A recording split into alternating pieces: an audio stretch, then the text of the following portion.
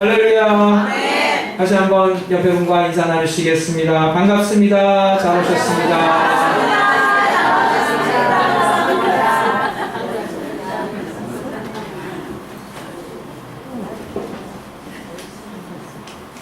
요즘 여러분들은 어떠한 재미로 살고 계십니까? 돈 버는 재미로 살고 계십니까? 자식 키우는 재미로 살고 계십니까? 일하는 재미로 살고 계십니까? 계획하던 목표가 하나씩 이루어지는 것을 보면서 즐거워하며 살고 있습니까? 어떤 분들은 무슨 재미라고 살고 있냐고 물으면은 배부른 소리 한다고 말을 합니다. 먹고 살기도 바쁜데 재미는 무슨 재미냐고 반문을 하실지 모르겠습니다. 실제로 많은 사람들이 재미 찾아가면서 살 여유가 없습니다. 먹고 살기 위해 정신없이 살다 보면은 하루가 가고 한 달이 가고 1년이 훌딱 가버립니다. 그렇게 살다 보면 어느새 아이들은 훌쩍 커버리고 어느덧 우리 인생을 정리할 시간이 다가오게 되는 것입니다. 그래서 사람들은 그냥 그렇게 사는 것이 인생이다 라고 체념하기도 합니다. 여러분, 그런데 그것이 정말 인생이라면은 참 우리 인생이 얼마나 낙이 없고 얼마나 재미없는 것입니까? 너무나 서글픈 일이 아닐 수가 없습니다. 그래서 사람들은 끊임없이 나름대로의 인생의 재미를 찾아갑니다. 그래서 스포츠가 발달하고 별의별 축제나 이벤트가 생겨납니다. 그 TV 풍물기행 같은 것을 보면은 참 각 나라마다 별의별 희한한 이벤트와 축제가 많은 것을 보게 됩니다. 사람은 어찌하든지 간에 뭔가 흥미를 느끼고 싶어 합니다. 어떻게 해서든지 인간의 흥미와 인생의 재미를 찾고 싶어 하는 것입니다. 그러나 그것이 무엇이든지 간에 그것이 결코 인생에 참된 의미를 줄 수 없다는 것을 발견하게 됩니다. 목마른 그 영혼을 더욱더 목마르게 만들 수밖에 없다는 것을 느끼게 되는 것입니다. 사람들은 그래서 좀 더 크고 더 화려하고 더 자극적이고 더 짜릿한 것을 찾아 헤매는지도 모르겠습니다. 하지만 오늘 하박국은 전혀 다른 기쁨과 즐거움의 원천을 노래하고 있습니다. 절대로 식상하지 않고 변하지 않는 기쁨과 즐거움의 이유를 노래하고 있다는 것입니다. 그리고 하나님은 그 기쁨과 즐거움이 곧 우리의 것이 될 것이라고 말씀하고 있습니다. 하나님께서 하박국을 가장 비참하고 가장 고통스러운 상황 가운데 쳐넣으시고 그 가장 고통스럽고 가장 비참한 상황 가운데서 하나님을 찬양하고 하나님 안에서 기쁨을 찾게 하시는 것은 이 땅의 어느 누구라도 그 누구든지 어떤 고통과 어떤 비참한 상황 가운데 있다 할지라도 하박과 같은 믿음만 가지고 있다면 하박과 같이 하나님을 찬양하고 기뻐할 수 있다는 사실을 우리에게 보여주고 있는 것입니다. 이제 하박국 선지자의 그 기쁨과 즐거움이 무엇으로부터 비롯되는 기쁨인지 즐거움인지 우리가 생각해 보기를 원합니다. 첫째로 우리는 하나님의 일의 부흥을 위해 기도해야 합니다. 놀랍게도 하박국의 기쁨은 하나님의 일의 부흥에 있다는 것입니다. 주의 일을 부흥케 하여 주시옵소서. 이것이 바로 하박국의 기도였습니다.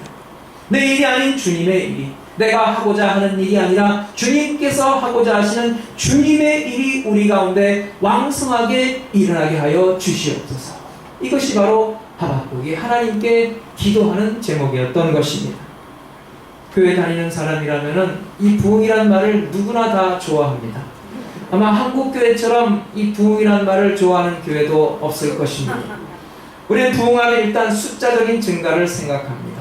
많은 사람들이 구름대같이 벌떼같이 예배당으로 몰려드는 것을 연상합니다. 그래서 오늘 본문 3절의 이 말씀을 그렇게 좋아합니다. 여호와여 주의 일을 수년 내에 부흥케 하옵소서. 많은 교회들이 이 말씀을 표로 삼고 그것을 이루기 위해 노력합니다. 하루속히 이곳에 수많은 사람들이 가득 차서 하나님의 부흥의 역사가 일어나게 하여 주시옵소서. 우리 교회가 하루속히 큰 부흥이 일어나게 하여 주옵소서. 사람들은 자신이 다니고 있는 교회가 크게 성장하고 부흥할 때 자부심을 갖게 됩니다. 그래서 우리 교회가 크게 성장했다고 부흥했다고 온 세상에 자랑하게 되는 것입니다. 그러나 여러분, 오늘날 많은 교회들이 그토록 교회의 부흥을 꿈꾸며 인용하는 오늘 본문 하박국 선지자의 말씀이 사실은 우리가 생각하는 그 부흥과는 다르다는 사실입니다. 우리가 분명히 알아야 할 것은 성경에서 하나님이 말씀하고 계시는 부흥은 다른 성격의 부흥이라는 사실입니다. 전적으로 하나님의 일의 부흥이라는 거예요. 그 하나님의 일의 부흥은 우리의 생각과 전혀 다를 때가 있다는 것입니다. 예루살렘 교회가 똘똘 뭉쳐서 그들끼리 잘해보고 크게 아름다운 공동체를 이루고자 했으나 하나님의 뜻은 다르셨어요. 그들을 흩으셔서 그들이 사방 각지로 다니면서 하나님의 복음을 전하며 교회를 세우게 하셨다는 것입니다. 엄청난 핍박을 가해서 결국 예루살렘 교회 성도들이 뿔뿔이 흩어지게 되었다는 사실입니다. 근데 그것이 오히려 하나님의 일에 부흥을 가져오는 결과가 되었다는 사실입니다. 우리는 하박국 선지자의 기도를 자세히 생각해 볼 필요가 있습니다. 하박국은 다른 것이 아닌 바로 주의 일의 부흥을 위해 기도하고 있는 것입니다. 인간의 욕심, 인간의 성취욕을 위한 부흥이 아니라 바로 하나님의 일을 부흥케 하기 위한 기도를 드리고 있는 것입니다. 이런 이야기가 있습니다. 그 도리와 순이가 유치원을 함께 다니는 친구 사이입니다. 그들은 짝꿍이었어요. 서로를 좋아했습니다.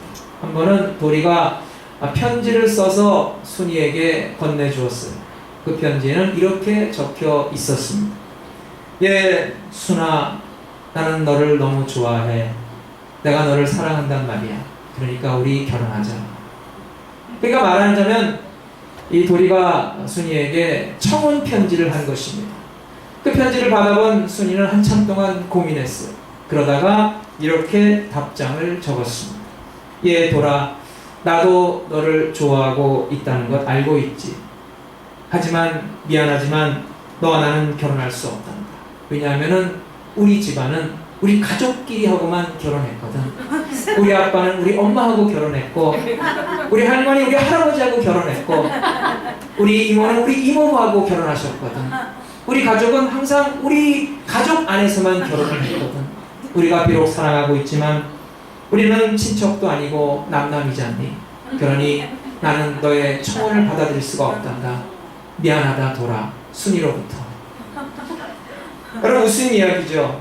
6살짜리 유치원 아이의 수준으로 생각하면은 자기 집안은 자기 가족끼리만 결혼하는 것으로 생각이 되었다는 것입니다. 그러나 사실은 우리도 하나님 앞에서 이런 유치한 모습을 보일 때가 있지 않나 생각해 보아야 한다는 것입니다. 좀 더 시야를 넓혀서 모두 또는 전체를 생각하려 하지 않고 그저 나 또는 우리라고 하는 작은 끝테두리 안에서 머물러 싸울 때가 있지 않습니까? 다른 사람이 어떻게 하든지 상관할 바가 아니고 그저 나만 잘 되면 되고 그저 내 가족만 평안하면 되고 그저 내 부서만 잘 되면 된다 하는 그런 사고방식은 결국 이 6살짜리 순이의 결혼관이나 조금도 다를 바가 없다는 것입니다. 여러분, 오늘 하박국 선지자가 그렇게 하나님 앞에 부르짖어 기도하는 부흥의 의미가 무엇인지를 생각하시기를 바랍니다.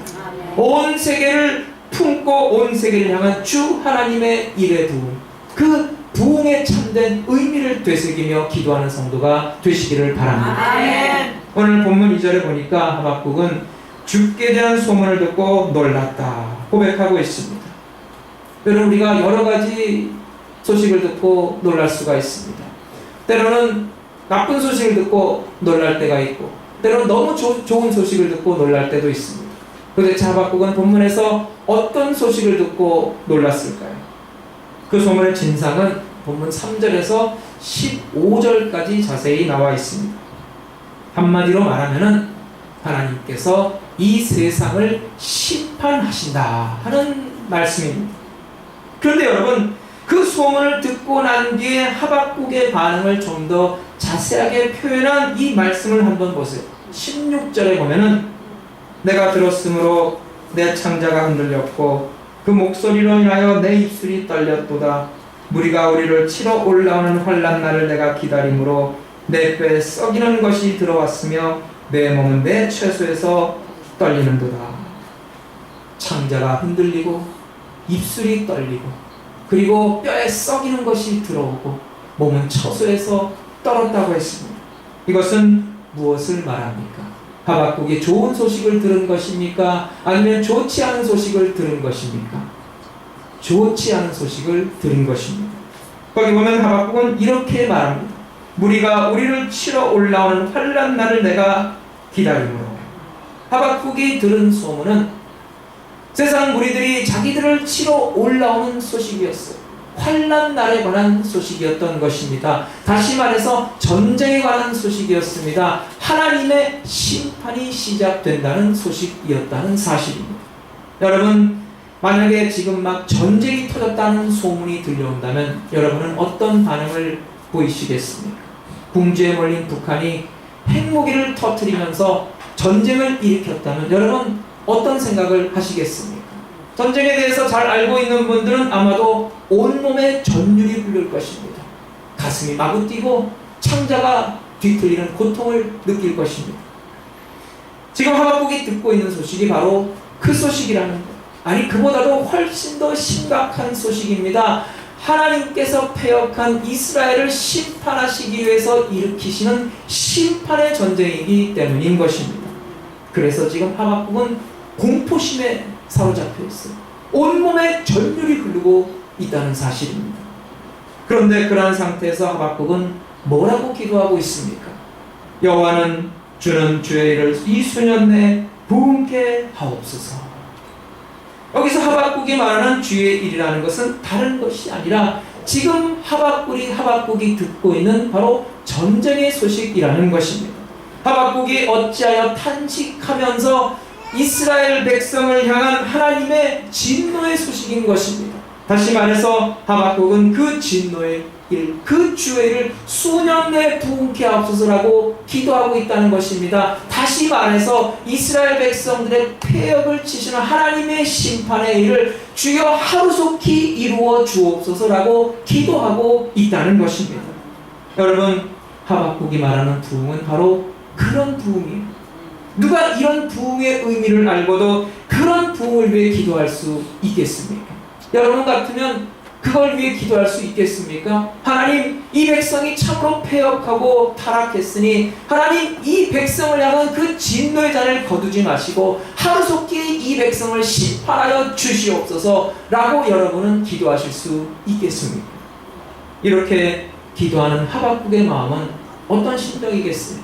사실 하박국 1장에 보면은 하박국 선지자는 패역한 이스라엘 나라를 갈대아 사람들을 통해서 심판하시겠다는 하나님의 말씀을 듣고서 절대 그러실 수는 없습니다. 어떻게 불의한 이방인을 통해서 하나님의 백성인 이스라엘을 치시고 심판하실 수가 있겠습니까? 그리 못하옵니다. 그리할 수 없습니다. 라고 하나님께 따지고 하나님께 반항했어요.